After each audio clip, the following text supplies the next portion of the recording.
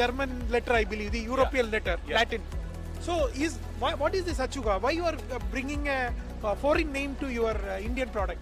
No, it's not a foreign name. Okay. Achuk is per se Marathi or Hindi. When precision and accuracy is translated, then it's called Achuk. Okay. And it's just that when you ask Google to translate these words, they provide an umlaut. Okay.